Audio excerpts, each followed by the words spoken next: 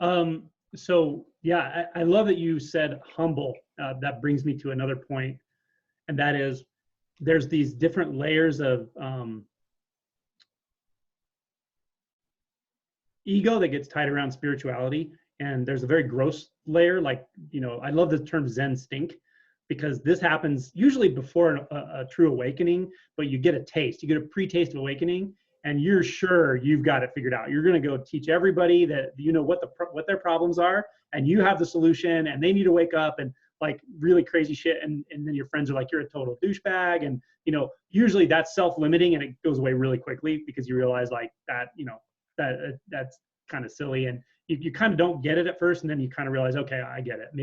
Maybe I need to explore a little more. But then even after deeper realization, there's still there's a finer layer of that's a little more pervasive. And it's not that you want to go out and like show people they're wrong and show them how to wake up and that they're unenlightened. It's not so much like that. It's more like really starting to see the nature of what drives mind identification, the fear of life itself, that you really want to distance yourself from life. Not that you do, but we learn this at a very young age. When there's an intense emotion, we distance ourselves. We go up into our head, right? That's what we do. And we learn this at a young age, and we reinforce it year after year after year until we're so good at it that we don't even know we do it. That's the real trick to this whole thing. The best sort of trick the ego can play is to convince you there's no such thing as an ego, right? So when we start to pull the layers off, though, we see that there's this very pervasive, profound, fundamental tendency to distance ourselves from life, and specifically from other people's suffering, right? We recognize that, we tend to withdraw from people that cause us to feel pain and suffering and all that. And there's an aspect of that that's really important to recognize. That's normal, of course, and you really have to learn to manage your space and your sort of energy, because you're very receptive of suffering, and you're empathetic and all that. It's important to recognize all of that. And a lot of times, most of the time, we recognize as we're waking up that there's a certain amount of isolation that's just necessary. We have to spend time alone to investigate this stuff. We still stay engaged with relationships most of the time, and lovers and friends and family, like we have, but compared to the average person, we probably withdraw more, spend more time alone, meditating, contemplating and all that. And that's perfectly normal. That's part of this deal, part of the process. But as this goes deeper and deeper, we can start to recognize that we're still energetically making a distinction between self and other. And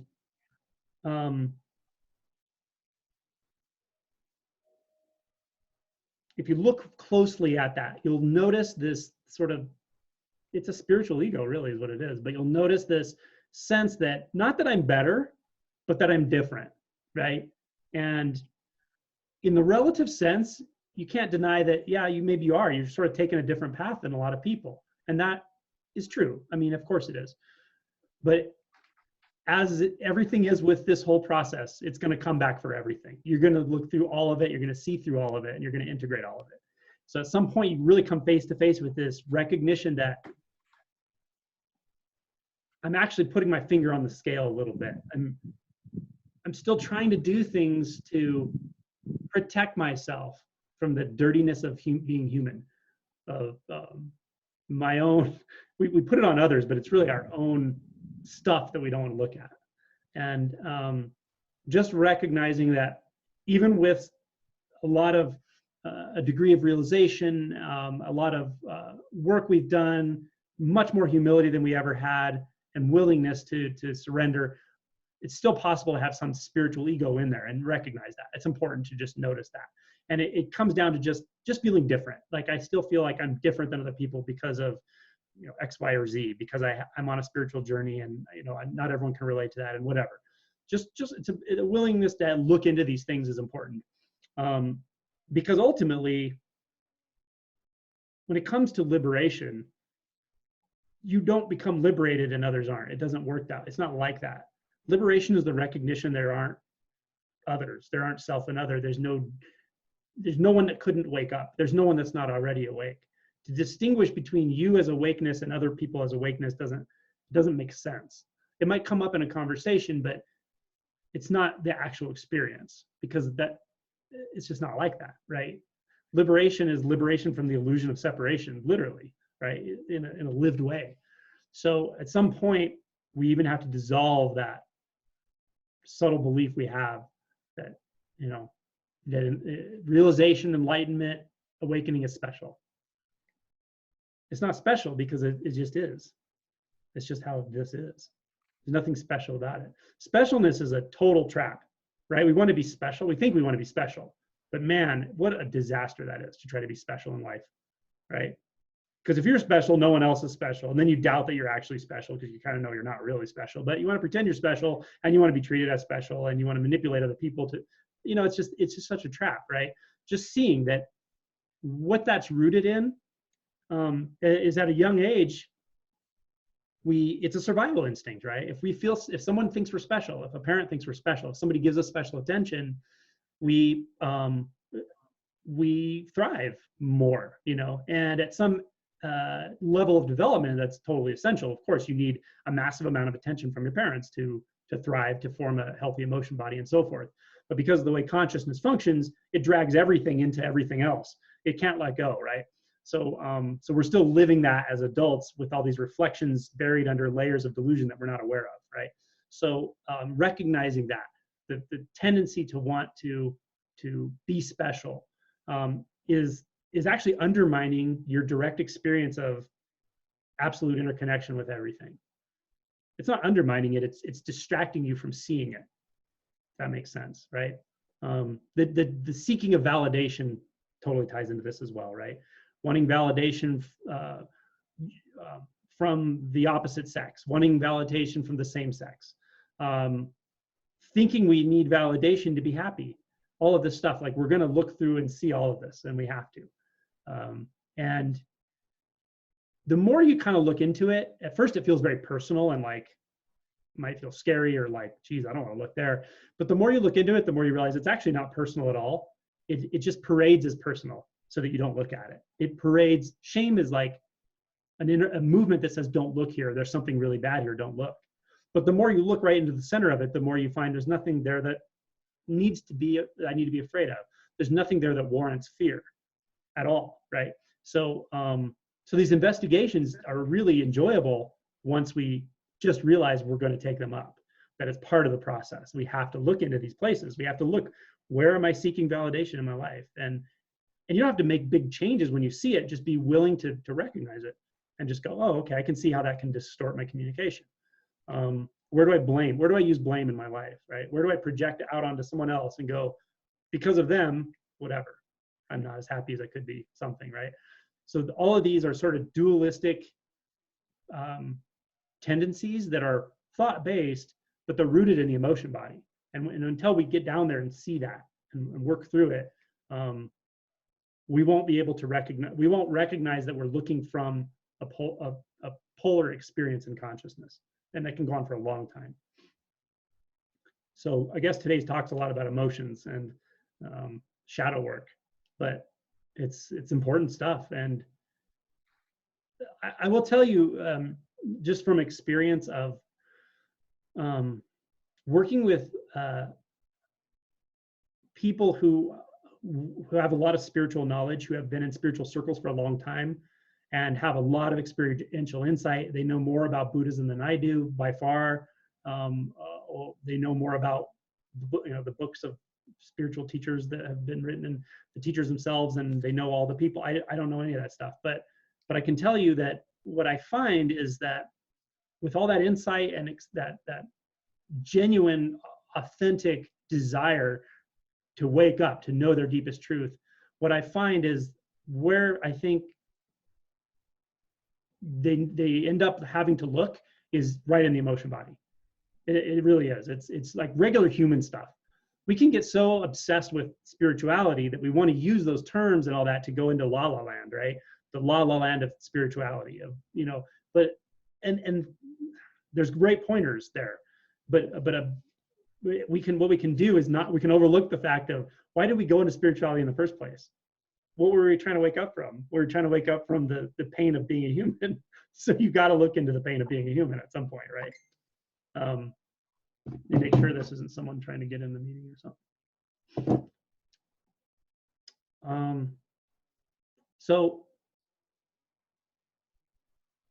So I think a lot of what I end up saying is nothing that's magical or special or technique based. It's more like, that's how it's supposed to be. You're supposed to feel all this pain. You're supposed to feel this confusion.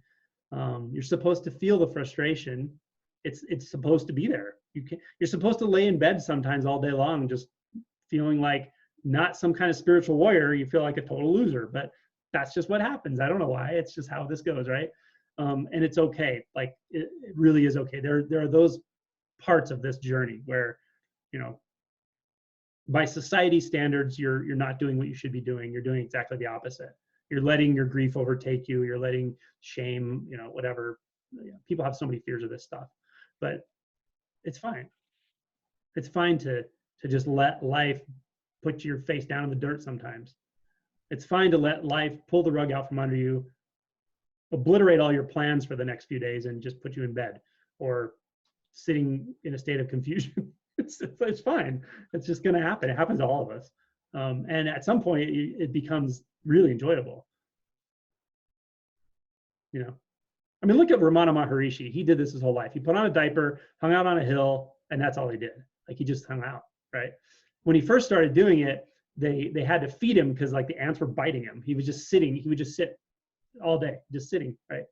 There's so much power in just sitting there, right? And not doing anything, nothing, not even meditating. Just letting life have its way with you, letting life sort you out. There's a huge value to that. And it never feels good when it's happening. Well, I don't want to say never, but it often doesn't feel good, especially when you first come in contact with this. And largely it doesn't feel good because of the stuff you learned, right? Your parents would be like, oh my God, you know, idle time is the devil's playground, right? Get busy, distract yourself, work out, join a club, you know, like whatever, get in a relationship, go make some friends, or whatever kind of advice is out there for this kind of stuff. You know, at some point we realize that a lot of the typical advice about being human is directly designed at some point to prevent awakening. And it really actually is. I mean, it is. A lot of the advice you hear and see and the activities of media and you know, what people talk about is distraction, distraction, distraction, distraction. Most people talk about what's not even happening, right? Which is fine, but you know, when you start to really surrender to this process, you realize that's exactly what you can't do anymore. You can't afford to do it because it becomes too damn painful to distract yourself. So what is the opposite of distraction? Sitting there and feeling whatever the hell happens, whether it's sadness, shame, confusion. A lot of confusion and disorientation happen too in this, right? We want to always think we know the right technique. What's the right meditation for this? How do you heal this? How do you integrate this? Like, okay, well, that's fine. And there's places for all that. There's also a place for you don't know. You can't know that. You can't know that. You're giving your will over to life. Literally. That's what, if you want to take this to liberation, that's what it's about. It's about life replacing you. It's about, as my Zen teacher said, the sounds of the river, the heavens, the trees literally come forward and replace you. That's what this is about. So, so at first, that doesn't always feel good when we're sort of conditioned to the normal ways that we think about being a human and activities that humans are supposed to undertake when they start feeling anxious, confused, depressed, sad, lost, all that, right? Maybe, I think that honestly, one of the thing I do different maybe than the average person isn't spiritual, is when someone comes to me and says, one way or another, I feel lost, confused, I feel like I've been an alien my whole life, I've never known how to talk to people, I just felt like my life has always been falling apart. Even when I'm good at something, I feel like I'm not good at anything because there's something that just is just sort of making my life fall apart all the time. And there's sadness and shame. And someone says that to me and I say, yes, that's music to my ears.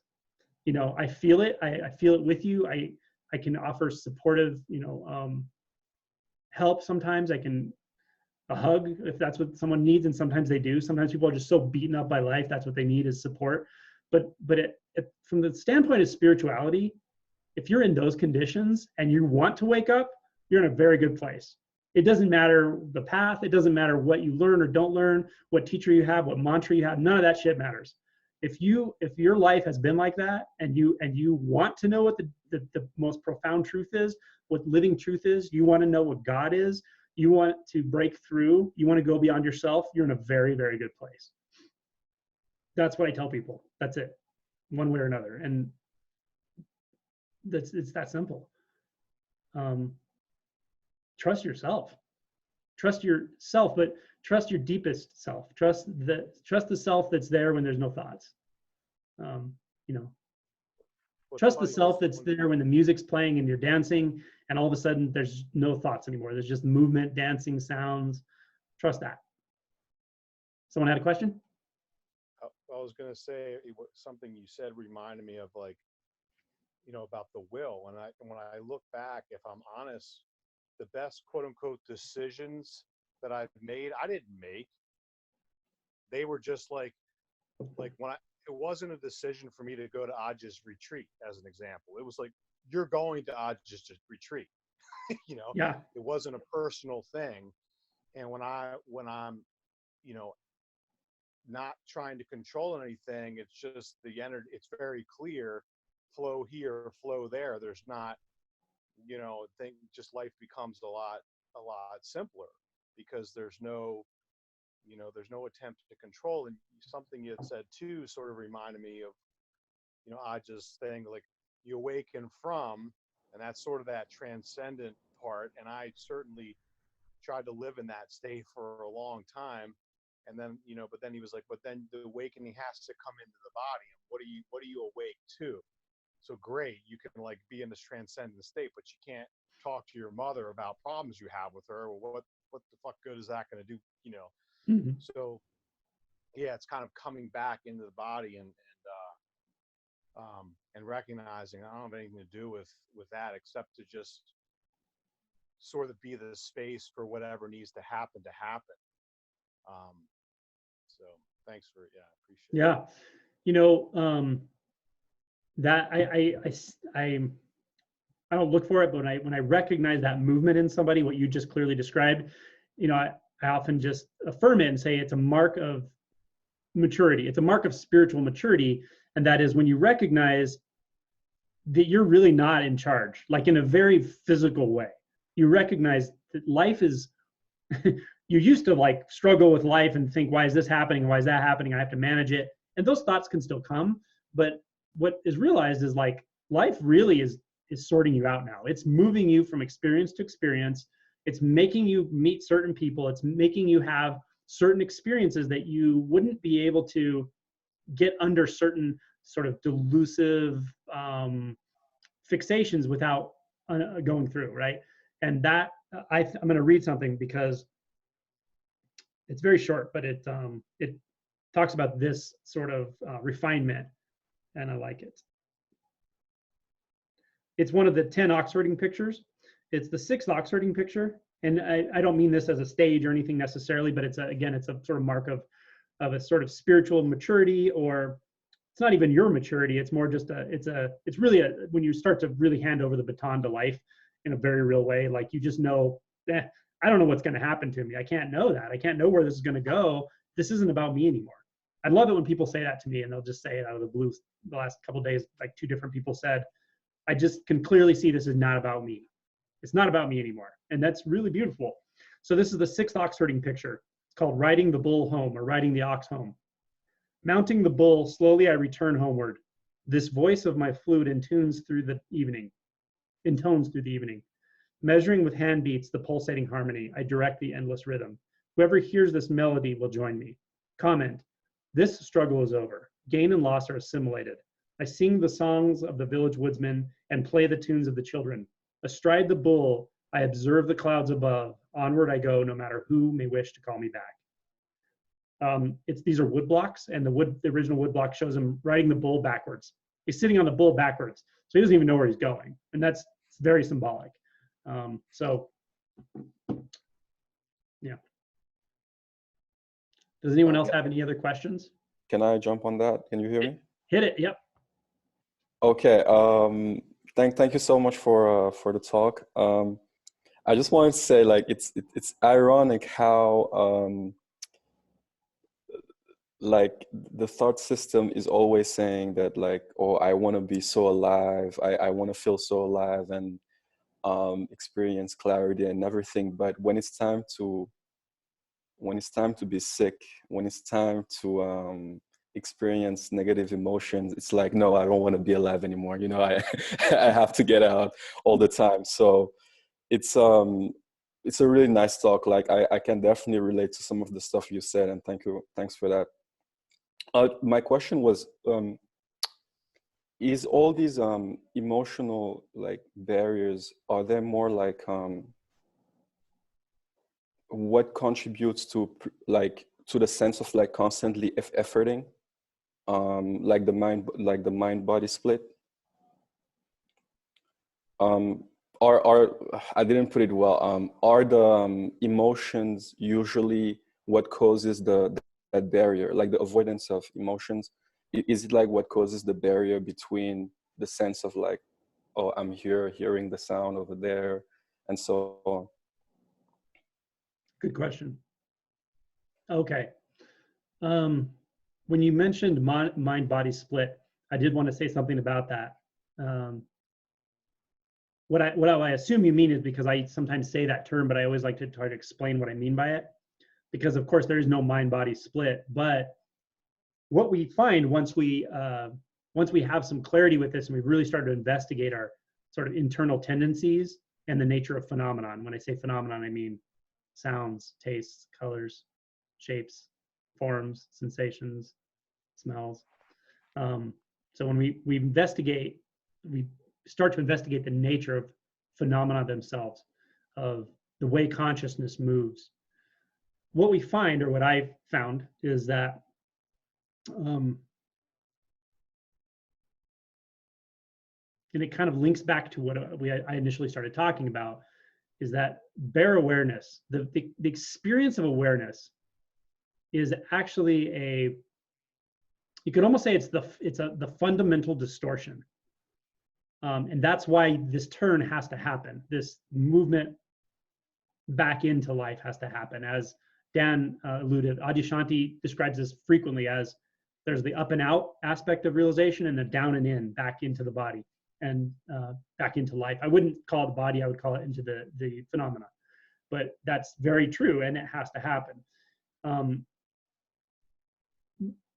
But what's so fascinating about this whole process is you see, over time, it takes a while to really, be able to see clearly how this works. But what we initially see, the first awakening, the first movement, is breaking out of the sense of I'm a thought, but I don't know I'm a thought. I think I'm me, and I think everything out there is the world, and it's all separate from me. Every person is separate from me.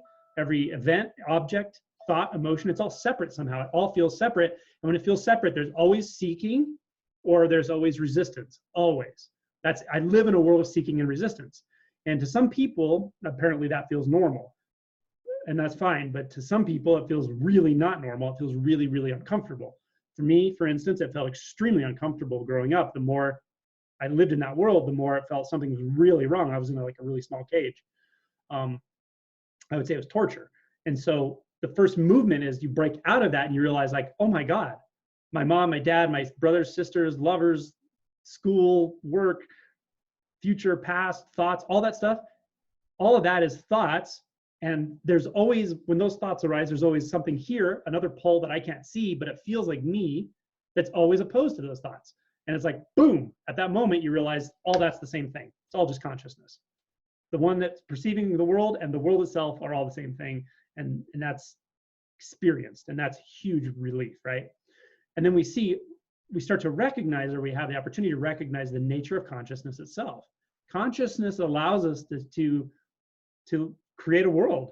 It allows us to create stories pasts and futures. It's amazing what it does. And it's all reflective in nature. But we recognize, okay, that now, and to a lot of people, that feels very final. Like it feels very much like this is enlightenment. I am everything. I am all of being. I am God. God is me. Being is God. God is being. All is one thing. And that's fine. That's great. It's very enjoyable.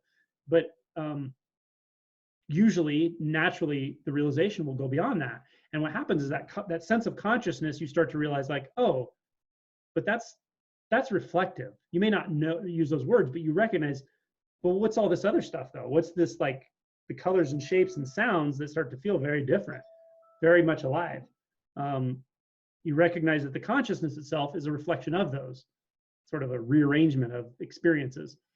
And then if you let that just sort of mature naturally, what usually happens is the experience of consciousness, and some people feel like it's I, like a big I, like me, but infinite me, that starts to thin out.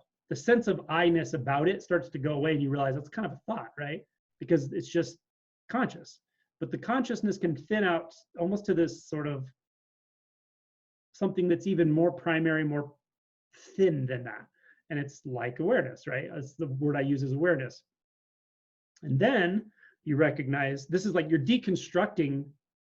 First, you deconstruct world and separation. Now you're deconstructing self in a way. But as you deconstruct the self, or as you see that what made it possible for there to be any sense of duality. And when I say duality here, to answer the question originally, I mean the sense of subject-object. The sense of I'm here and red is there. That's red, I'm perceiving red.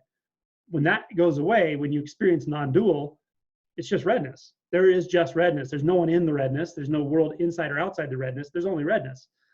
And it's not redness, it's just that, right? The same with sound, same with shapes, colors, forms, all of it.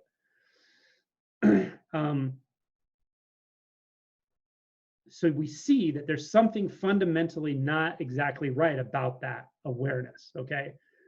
So what I found, or what I feel through investigation became clear, was that what awareness, when I reify awareness in this way, when I make it into a background or an object, not an object, but a background or an entity, when I make it into a substratum, when I posit it as something, what I'm doing is I'm taking the movement of avoidance. I'm taking the movement, the neurologic movement of avoidance, and turning it into something as a background. I'm making it seem like a background. So that's the fundamental issue with the body-mind split. What the body-mind split is we say no to consciousness, right? Because once we wake up from the dream of sort of like thoughts, the world of thoughts, into consciousness, sometimes we have an ability to have pure conscious experience a lot of the time. And other times we sort of avoiding consciousness. We avoid thoughts because we think they're bad, right? Like you still have a tendency to push thoughts away. Well, that's how it was when we were introducing will into consciousness all the time before awakening. We're always pushing everything away. We're like evaluating, pushing and pulling, pushing and pulling. But by doing that, we're constantly creating a sense of separation and isolation. Well, now we're not doing it inside of consciousness as much, but there's still a tendency to run away. And the way we run away is we say no to consciousness. We move away from it. We move away from the thought world, but then we come up against the next barrier, which is the whole reason we moved into the thought world was the body. The actual physical experience of being an alive, manifest human being in this world, where you could become ill, become injured, grow old, and die. The body itself, the physical experience of being alive. We also say no to that. So we're kind of saying no to everything. So awareness is like saying no to everything. The body-mind split is like trying to be nowhere. It's like, I don't want to be there and I don't want to be here. I don't want to be, because this is all dreamland. I know consciousness is like suspect and thoughts are, can entangle me. So I don't want to be there. And I also don't want to be here, right? Because this is where we originally were trying to escape from. And so we recognize there's this very fundamental no built into what I'm going to call self. That's what I mean by self. That's the fabric of what underlies the seeming ability to separate the non-dual into duality. Because as I said, sound is always non-dual, always. That you can't make sound dualistic. The only way you can do it is to go into consciousness, right? So what I realized, or what it seemed became obvious to me, is that this tendency to reify awareness, this body-mind split, this tendency to just say no to everything, to move away from everything, and we have a complex enough nervous system to make it seem like that's actually a thing happening. That's what seemingly pulls awareness out of the physical world, like as the watcher state, the bear watcher state. This is the fundamental split. It's not the most fundamental, but it's the most fundamental split as far as self is concerned, is to posit awareness. And you may not even call this awareness. Many people do this and don't know they're doing it. It's very common, actually, even after realization. So it's something you just have to really feel into. If there's still an avoidance tone, you may be doing this, right? And so now it's a matter of integration.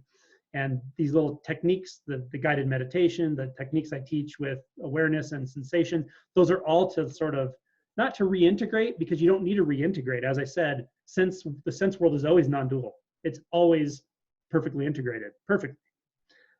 So it's not about reintegrating. It's more about looking into the distortions that make it seem as if it's not like that, if it's not the case, that make it seem like awareness is something, like there's a watcher state apart from everything. Right? Like there's awareness, and then there's the stuff in awareness. So we're investigating whether that's true in the most direct way we can. And what's really good news now is it's become simple. There's only a few places you can look now. You can look into sounds, sensations, colors and shapes, smells and tastes, right? And you can look into consciousness itself and how consciousness moves. That's it. I challenge anyone to show me anything else that exists experientially. I'd love to hear it, because I don't know what it would be, right? So those are your choices. And then Can I ask a question? Please. Oh, okay. So you said something about when the meditation, put your attention out of their awareness and into the sensation, Yeah. or the sound. And I honestly don't think I understand what bare awareness is, because I feel like I can't put my attention out of the sound or sensation at all. Right. So I don't understand bare awareness, I guess. Just doesn't exist. It's not a thing. Okay. Yeah. But you can't believe that. That's the important point.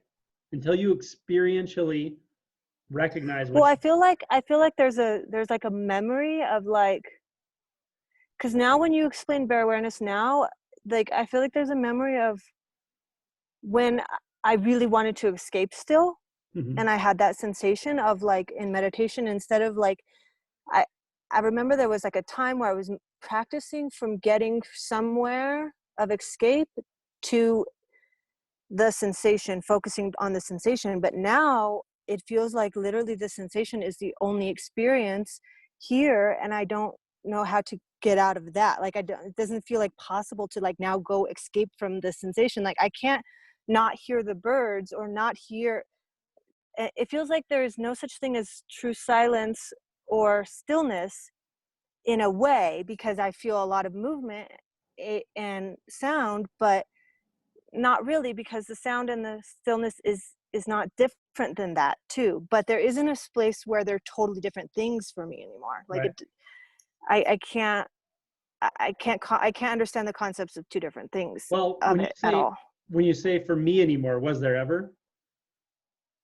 No, this feels like how it was always been, but I was distracted from just being immersed in this Mm-hmm. life. Like, this just feels like natural. This feels like life. That's just what life is. Right. That's But exactly right. That's why. Can't. Yeah. That's why I was saying non-dual is simply the way the phenomenon are. And if so, all of this way I talk about processes and meditations and techniques, those are all based on if you still have a sense of there's seeking going on, or if you still have a sense of something doesn't feel integrated. But once it is, it's just obvious, right? That's the weird thing about it. It's like, this could never not be this way. you can't find yourself out of everything because there's just everything. There's no one in everything. So that's it. You can still, it may not be necessary for you at all, but you still can investigate whether that's true of each individual sense going through, because some people I've met, they have sort of non-dual all the time. The non-dual experience is just there for them, but not in every sense sometimes. That I don't know how common that is, but I've talked to people where it seems that way. And then sometimes you can integrate more, or like just look, okay, is it the same way as the sounds, as the body, as the sensations, as the shapes and colors and forms? And at some point you'll realize that it's all already integrated. Everything is non-dual. There's no one inside and outside. And that's what it feels like. Yeah, it's just radically intimate. And then there's usually interpenetration. Usually there's an experience of sound hears, but also sensation hears. Sounds weird to talk like that, but that's exactly what's happening. You can't find a dividing line. No, it doesn't sound weird. Sound. It doesn't. No, it doesn't sound weird, because it's like I can't hear more of the sound. Like only with the word of the bird, I can know that that's the sound of the bird. But when I'm here without any words, there isn't a sound of a bird. There's just a sensation in my body of a bird. And I don't know.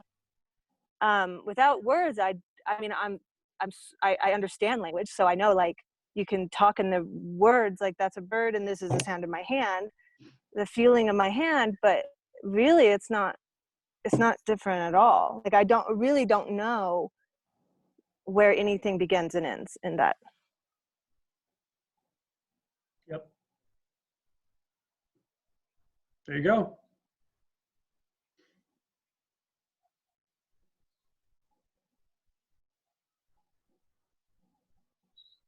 Yeah, no, the awareness and the sort of sense phenomenon that seem divided can be integrated slowly, or it can literally happen as like a pop, just like that.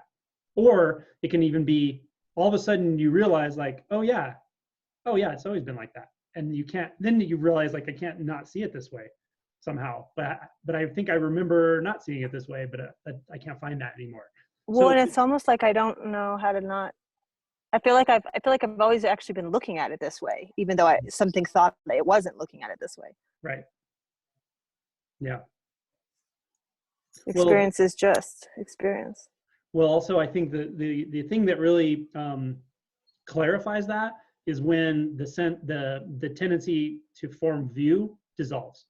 Like, I remember exactly when it happened to you, and that makes a big difference, because then you can experience non-dual, but if there's still a tendency to form view, or to refer to frames, then to take it. Yeah, it still seems like it's happening to me, right? Somehow. Yeah. It can still be a thin sense of me, but when that's gone, you realize, as you're describing, you can't see it another way because there's no one to see it another way. There's just the sound. Well, it's so natural too. Like, it's like I'm only noticing it even right now because we're having this talk about the subject. But like, it's like on the everyday movement to movement, it's like I don't even know what the hell it is. Like, I'm not even noticing. I'm not even like taking a picture anymore and saying, oh my God, this is experiences like this. Or it just feels like I just feel like a wild animal in her natural habitat. Like I don't know, like it's just natural. Like that's the best word I can use. It's neutral and very natural. And I'm like, oh, I only notice it in like reflection of right now. I'm like, oh, well, like it is like that. But I can't even say it is like that because it doesn't make any sense. You are kind of like a wild animal in your natural environment. Cleo's more I feel wild like than you are, but I think Kenny's probably more domesticated than you are. He's more domesticated than me. Yeah, I watched but that's the thing. Like the last year, like a lot of speakers talk about it. Like, watch the animals, watch how natural they are, watch how like just effortless they are. And I do. I'm like, I like study them and like I feel like into their movements. And now I'm like, okay, we're all just walking around this house like natural environment. No big deal.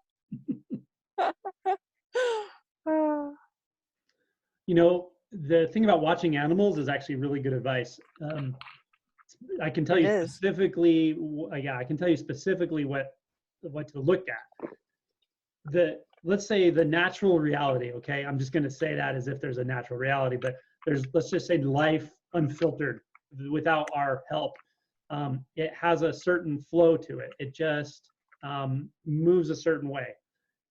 And it knows when to integrate and knows when to disintegrate. Okay, let's say those are never apart. Those movements, they are creation and destruction, creation and dissolution. It's happening all the time.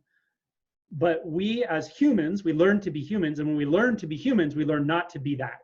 We learn not to be natural. We could say we learn not to be spontaneous. We learn not to completely coalesce with just the natural movements of integration and disintegration. So for instance, I'll give you an example. If you watch a dog, they'll be in deep samadhi. They're just sitting on the couch, staring at nothing, completely peacefully for an hour. And the moment you stand up, they're like, where are we going? Let's go, let's go, let's go. They're like excited, like, let's go, let's do something, you know, and then you go do something for a minute and you sit back down and all of a sudden they're like snoring, right? They don't carry one moment into the next. They don't have baggage. They don't have continuity. And if there's qualities to the sense of self or the ego, one of them is continuity and one of them is solidity. We feel like we're in time. We have a timeline and a past and a future, and we feel solid, like something that's definitely here and apart from everything else.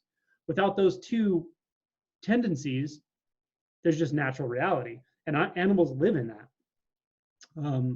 So when you watch an animal, like notice that about it. It doesn't, you know, like say you're meditating and you're in some peaceful samadhi, and then someone comes into the room and you're like, oh, you're bothering me. I need to stay in peaceful samadhi. An animal doesn't do that. An animal gets up and goes, all right, where are we going? Let's go eat snacks. Like, let's go. You know, on the contrary, you might have a busy day at work and lots of stuff's going on. You're thinking a lot. You feel stressed out. You go home. You're like, I can't meditate right now. I'm too stressed. I got to drink some wine. And 2 hours later, you calm down enough to meditate. Animals don't need to do that. It's gone. Like there's no past, right? They don't hold on to anything. Gone, gone, gone, gone. Everything's gone all the time, right? That's the beautiful release of the disintegrative. It's just everything's always gone. Nothing leaves a mark. Nothing leaves a mark at all, right? And animals are really good demonstrators of how to move in harmony with the natural environment. And once you start experiencing non-dual, when you really see the world that way, and again, it's not you seeing it, the world is just that way. There's sounds and colors and shapes and movement, and that's just doing what it's doing, you'll notice the animal is perfectly fluid with that. And humans sometimes aren't, which is really interesting.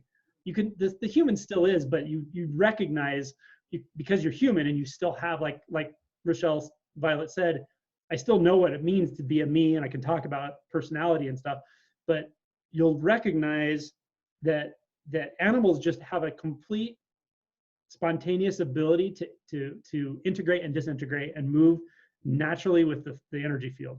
And humans are so cumbersome. It's funny to watch, actually, in a sense. But that's one really good way to watch animals and learn from them. Feel them too. When you're sitting with them, put your hand on them. Like feel how they move. Watch how they move when they get up and they sit down and they go into deep rest, and then they go up into activity and back into rest. Angela, Eckhart Tolle told this awesome story related to that, and he was kind of talking about how dogs have consciousness, but it's really below the level of thought. And so he told a story where he went to the closet, his dog was sleeping, he goes to the closet to get something out of his coat, and so the dog got up thinking it's going outside, but then he just closed the closet, and the dog knew that they weren't going outside, and it just went back and went to sleep. And he goes on to say that, you know, the dog's consciousness is below the level of thought. And he kind of drew, this was really cool too. He's like, think about Forrest Gump's character, right? Below the level of thought. He wasn't smart enough to talk him out of the flow of life. Yeah. And so then he goes on to say, you know, I guess ideally the pinnacle is to be that consciousness that's above the, well, if we use alcohol or or with food, it's like taking us to that below the level of thought. But we can ideally operate from a consciousness that's above the level of thought, where we know what's going on, but we don't. It's like, to me, in my experience, it's like not really a thought. It's just like a moving stream of consciousness of thought that I know, oh, okay, look at my body's all pissed off because I'm in traffic right now, but I don't have to react to that at all. I just already know that's what's happening. There's no need to have a judgment or anything about that at all. Yeah. So it's so funny how we, it's like children that play, they already do this naturally. It's kind of like the lady was just saying, it's like it's a natural thing that then we get conditioned out of, and we do all this spiritual crap only to come back to where we started, which is this hilarious irony to me. But, so. Oh, totally. It is really ironic. I was talking to Alma once, and I said, it's really important to recognize there's nothing special about spirituality or awakeness or liberation. There really, really is not. And that's not trying to be humble by saying it. I mean, there really isn't, because if anything, I could say, maybe I'm just a complete failure. Like I didn't know how to be a human. I didn't know how to do that. I couldn't maintain that illusion. Oh, I love it. What's your cat's name? He knew. That's Freddie. Freddie? That's Freddie. Oh man, that's so cool. Yeah. He's got great color. I'm very happy. He's 15. He's 15. Oh, here's Muka. She knows we're talking about. Oh, wait, what's the other one's he name? Just got his 15-year checkup, and this is Muka. Muka. I'll message you a funny story about how I got that name. Love it. Freddie, but he just got his 15-year checkup, and that was like, I can't believe how good he is for 15. So very happy. Oh, I love it. I like when the pets are on the screen. One day I want to have one of these where everyone has their pet up and that's all there's on the screen. Anyone else have questions or want anything addressed? Angelo, you were talking earlier about the no escape part, like how much, and after I had that one big shift of like disidentifying from thoughts a couple of years ago, the motivation to keep doing self-inquiry like throughout the day was so strong, because if I did self-inquiry, everything was sort of like peaceful and expansive and sort of subtly blissful. And if I didn't, it just like, if I went back into mind, it sucked. But this other part, like I'm having a lot of trouble with the motivation for the down and in, because it's like, it's so, I don't know what the word is, like unstable. Like there really is no continuity. I'm like ecstatically happy and then miserably depressed and then furious and then crying and then happy again and then blissful and then I'm hungry. And it's just like, it moves so fast that it really fucks with the sense of maybe not a self, but a personality. Like if I actually observe that, if I then like stop and look at what my emotional body did over the last hour, I look insane to myself. Right, totally. Well, here's one thing. Okay, you can look at what you just said and say, okay, well, all that craziness of life, I'm going to say that that's basically transient nature. It's just not maybe fully matured or something. I don't know, but you're describing transient nature. You're describing the horror of being a human being with completely unfiltered emotions and experiences, and that's the whole reason we create a self, to avoid all that, right? So you could say, all right, here's my choice. Now there's not a choice, but you could say, here's my choice. Get rid of that or stop doing all that, which you can't do. Or B, stop observing it. Right? You said it very clearly. When it feels uncomfortable is when you step back and observe it. That's actually what feels uncomfortable. But the way the mind functions, it always points somewhere else and goes, it's like Donald Trump. It goes, sorry, but it points and it goes, if that would stop, then I could be happy. But you're uncomfortable only because you're reflecting. Not you, but the reflection is what's uncomfortable, not what the reflection seems to tell you needs to be taken care of to end the pain, if that makes sense. It's like the most fundamental movement of blame in a way. Does that make sense? Yeah. Yeah. Yeah. Because that's not going anywhere. You know this is where this goes now. But when the tendency to stand apart from it, it'll either slow down, it'll just like slow down until it's the tendency to step back and reflect and go, holy shit, look at this ride. And then you're on the ride and it's just the ride and the ride's fine because there's no one deciding whether the ride's fine or not fine. There's just the ride. And then something steps back and goes, oh my God, the ride even got worse. And then you go back into the ride, right? At some point, it's just the ride. And that is a very subtle difference, but it's also all the difference in the world. All the difference in the world. Because, Yeah. Go ahead.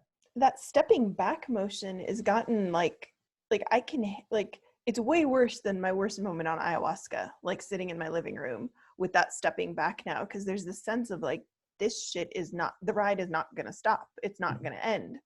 Like that whole, like, the felt sense of why they call it samsara and why there are all these like hell realms and it keeps going and whatever is like so palpable in my system. Mm-hmm. Because if like that pullback at all, I don't know, it's like I've lost the pullback option. Yeah, good. Really that's grace, right? It sounds terrible to say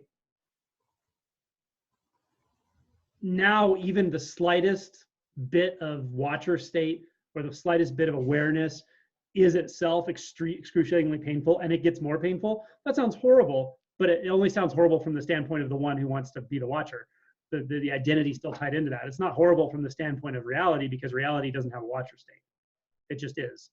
And again, that's you're beyond that accretion disk. You're beyond the point of no return. So you feel all these, these movements in motion that are just totally sorting you out. I mean, they're just doing what they need to do, and it's fine, and it's all great. But it is a good lesson to recognize, yeah, every time there's a standing apart, just going, whoa, whoa, trying to put the brakes on something you can't put the brakes on. Every time that happens, that's what's uncomfortable. But just keep recognizing the mind always points its finger. It goes, no, this isn't what's uncomfortable. What's uncomfortable is that over there, right? 99% of what's happening is actual life. 99.99% is the sense world, the reality. That's what's happening. And this little tiny watcher state comes back and goes, all of that's happening, and it puts it in time, and it makes it into something solid, something that's happening to you, and something completely out of your control. That's what's uncomfortable. But it blames all that stuff, right? It blames actual life on it. Trust me, life is not uncomfortable as non-dual integrated reality. It's, isness is not uncomfortable. It's not comfortable. It's not anything. It's not like that, but it's definitely not in the way the mind makes it out to be. Like, oh my God, at some point, that's all there's going to be, and that'll be really bad.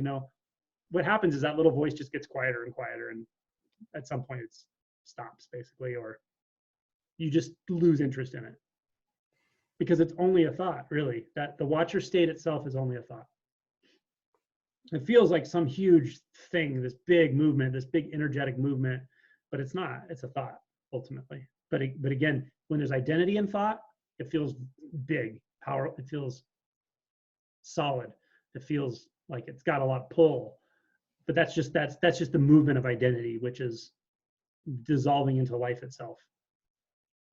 Yeah, like my entire sense of like it's one thing to talk about there not being doership, right, as like a theoretical thing, and being like, oh yeah, I can see how I didn't think that thought. No, I didn't think the one before that either. Like that felt like a much more entertaining exercise than this, where it's like, if I'm not standing apart from my life, then who the fuck is driving it? Like, where am I going to be an hour from now? It's funny how differently this plays out for some people as well. There's just no rules to how this goes. And so there's no formula, but like, for instance, Gary Weber, if you've ever seen Gary Weber, do you know who he is? Yeah, he's really cool. So he's like a scientist. He's a research scientist and stuff, but he went along the path of self-inquiry, like Ramana Maharishi style. And he knew that the internal thought dialogues were, just basically contributing to all his suffering. And anyway, he did this whole path. And at some point, he said thoughts just stopped for him. It just got very quiet and he said it was instantly peaceful, very, very peaceful. But the funny thing is, he said, the one thing I didn't expect was that there's no sense of choice. And he said, and also that it's completely fine. It's like peaceful, and it's not just that it's fine, it's obvious. It's so weird that spell of control and doership was so binding, because in natural reality, there's just what is. There's just colors and shapes and sounds and movement, and it's perfectly fine. It's all just how it is, and that's it. There's nothing to choose it. There's the choice thing is just reflective in nature, I guess. Like, we walked into that mirror at some point at 2 years old, and we never got out of the mirror. But from inside the mirror, it seems horrible to think of not having choice, not having doership, and not having agency. It seems horrible from the standpoint of being inside the mirror. but the mirror is all a reflection. It's not ever been reality. Yeah. I think it's funny to think of it is sometimes I like to call it the silly little ego, because if I can't laugh at whatever's going on, then I'm in it. So it's like, or even like one of my favorite, he's a teacher, mentor of mine, friend, say, just put a little smile in your heart, kind of like the little, whatever, the Buddha little smile. And that kind of, Verena, and in my experience, that really helps to disarm whatever is there, because we already know it's crap anyway. And so if you, again, it's just, it's, you know, ultimately, if I can't laugh at it, then it's just another layer of conditioning. So. Yeah. Yeah, it's a mistake to, the only bigger mistake than thinking there is an ego is thinking there's not an ego. So you kind of have to have a healthy respect for the movement of thought and its tendency to pull attention into and distract. And it has a lot of tricks up its sleeve, but it has to have a lot of tricks up its sleeve because it's not reality. The one thing it doesn't have is reality. So, but it is important to recognize it. Like that. Oh, sorry. No, it's, I was just saying, as you said, it's important to recognize it and make friends with it, and not you don't want to demonize it and push it away, and just see it, just see clearly how it moves and what its tendencies are. And they're very tied into sort of coping mechanisms of our various stages of our developing human self. Those are what trigger it and what it sort of hinges upon. Yeah, it's something you had said before kind of reminded me of that, you know, the ego likes, or whatever you want to call that, likes that certainty. So it's like, oh, it's the absolute, there's nothing there.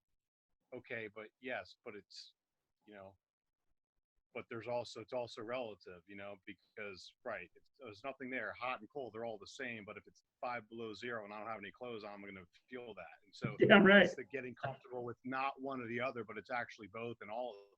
Yeah. But as I think Aja was saying, Jesus had no place to rest his head. There's no, and that's sort of it's so scary from that personal sense of self, but it's so liberating when you really, you know, my experience to really get, it's just, okay, be comfortable with it. Okay, it's not, it's that, and it's whatever that whole thing with this and both, or whatever that thing is. I can't remember, excuse me, where they say it, but yeah, just kind of being comfortable with all of its part of it. Totally. I mean, if you could summarize this whole thing into one word and it would actually work, and one concept or one movement, and say, stop doing that, it's resistance. If I could just say, find out what resistance really is and just stop. Or see what it is. See that resistance itself is only a thought. It's only a reflection in consciousness. There's no such thing as resistance in natural reality. But of course, just that's not that simple. Richard Sylvester says, there's nothing I can say because this has to happen on its own. But if I could say something, it would be relax. Which is kind of infuriating, right? But it's kind of true too. All right, everybody, we're at 2 hours. It's been a pleasure. Thanks so much. You're welcome. I can probably do this again, not in about 3 weeks, 3 weekends. So if everybody here is on the mailing list, that's great. If you're not, just email me. I think everybody is. Yeah. So, all right, everybody. Enjoy your day. Thanks, man. Take care. Yeah, you're welcome. See you guys. Thank you. You're welcome. Thanks for the Bye. call. Bye. Thank You you. guys. Bye, everyone. Thank you.